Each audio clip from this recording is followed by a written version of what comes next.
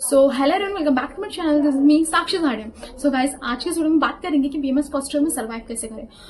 Basically बहुत सारे लोगों का डाउट होता है कि बीएमएस फर्स्ट ईयर बहुत टफ होता है, लेकिन बात ऐसी नहीं होती है। बात ये है कि हम एक न्यू कोर्स को ज्वाइन करते हैं तो उसको समझने के लिए बस 2-3 महीने का टाइम लगता है, फिर उसके बाद आपको वो ईजी लगने लगेगा। तो कोई भी कोर्स हार्ड नहीं होता है, बस उसको समझने थोड़ा सा टाइम चाहिए होता है और कुछ नहीं। और बात करेंगे संस्कृत सब्जेक्ट की, तो बहुत सारे लोगों को ऐसा होता है कि उनको पहले संस्कृत सब्जेक्ट नहीं था। तो अगर आप संस्कृत के लेक्चर्स देखोगे, वीडियोस देखोगे, सिलेबस अगर देखोगे, इसमें समास का अर्थ के बारे में बताया गया है, तो अगर उसकी हम प्रैक्टिस करेंगे लेक्चर्स देख के, तो आपको फिर इजी लगने लगे। शुरू में थोड़ा टाइम लगे उसको समझने को। तो बेसिकली आप यूट्यूब में बहुत सारे लेक्चर्स प्रोवाइड किए गए हैं। मैंने जो लेक्चर्स देखे हैं मेरे एग्जाम के टाइम में, तो मैं आपको उसके लिए जो लिंक है वो डिस्क्रिप्शन प्रोवाइड कर दूंगी। और बात करें श्लोक्स की, तो उसको मेमोराइज कैसे करें, तो श्लोक्स या तो आप उसका एक चार्ट प्रिपेयर कर सकते हो मेन श्लोक्स का, जिसे आप एक वॉल पे बना लो और रोज उसको पढ़ते जाओ या मेमोराइज करते जाओ। और अगर आप उसको नॉर्मल रोज अगर डेली रीड करोगे या उसको डेली लाइफ में अगर आप पेपर में लिख के देखोगे, तो फिर वो आपको याद होने लगेगा। बस शुरू में आपको वो टाइम लगेगा, 2-3 महीने में। बाद में जब आपको वो श्लोक्स आप जब मेमोराइज करने लग जाओगे, रोज पढ़ते रहोगे वो चार्ट्स के थ्रू, तो फिर वो आपको याद अच्छे से हो जाएगा। तो इस बात की टेंशन बिल्कुल भी मत लो। और बात करेंगे क्रिया शारीर और रचना शारीर के बारे में, तो इनका जो सिलेबस थोड़ा वास्ट होता है। तो एग्जाम के वक्त यानी यूनिवर्सिटी एग्जाम के पहले आपको एक दिन में पहले वो पूरा रिवाइज करके आपको एग्जाम देने जाना पड़ेगा।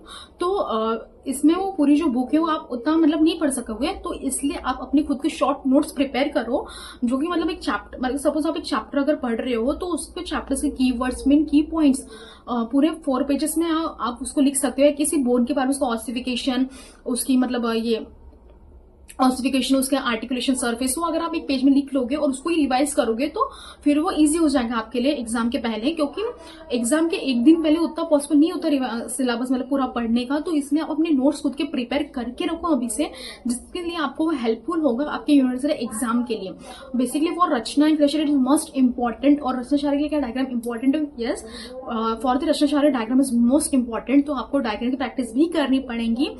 और अब बात करें कि आप शुरू में एक न्यू कॉलेज में एंट्री लेते हो, तो आपको सीनियर्स होंगे ही होंगे। तो सीनियर्स अगर बात करें, तो वो शुरू में थोड़े से कुछ रूल्स बनाएंगे कि आपको ग्रीट करना पड़ेगा एंड ऑल वगैरह। लेकिन बाद में जब आपके फ्रेशर्स होंगे, आपकी जब उनकी बॉन्डिंग बनेगी, तो फिर वो नॉर्मल हो जाएगा आपके सीनियर्स के साथ एक बॉन्डिंग। उतना भी स्ट्रिक्ट कुछ सीनियर रहते ही नहीं है, बस एक बॉन्डिंग बनने की देरी होती है। और जब आपको एग्जाम्स में कुछ हेल्प लगेगी, तो आपको सीनियर्स ही आपको हेल्प करेंगे। तो इसलिए आप उतने बात में डरो मत कि हमको सीनियर्स है, कैसा होगा, क्या होगा। शुरू में तो सब अच्छा ही होगा। अच्छा सोचोगे तो अच्छा ही होगा। तो प्लीज आप अपने माइंड में बिल्कुल भी माइंडसेट मत बनाए कि बहुत टफ है। बस थोड़े टाइम की बात है, बाद में आपको इजी लगने लग जाएगा। और दूसरी बात, आपको क्या क्या टिप्स फॉलो करनी है एग्जाम से पहले, तो सबसे पहले अभी से आप अपने खुद के शॉर्ट नोट्स प्रिपरेशन बनाना शुरू कर दो, जिसके लिए जो आपको हेल्पफुल होंगे एग्जाम के वक्त। दूसरी बात, आप PYQs देखो कि उस चैप्टर में से, उस टॉपिक में से क्या क्या क्वेश्चन पूछा गया, किस टॉपिक में सबसे ज्यादा वेटेज है, वो देखो। और PYQ मोस्ट इंपॉर्टेंट है। और जो PYQ जो लिंक होती है, मैं वो डिस्क्रिप्शन बॉक्स में दे दूंगी, आप वो जाके देख लो। वो ईयर वाइज PYQ उसमें देखे हैं, आप वो जाके अच्छे से देख लो और अभी से प्रिपरेशन करना शुरू कर दो, ताकि एग्जाम के वक्त आपको वो ईजी जाए। बस इतना ही है। और अगर आपको कुछ भी डाउट हो, आप मुझे कमेंट सेक्शन में पूछ सकते हैं। So thank you guys.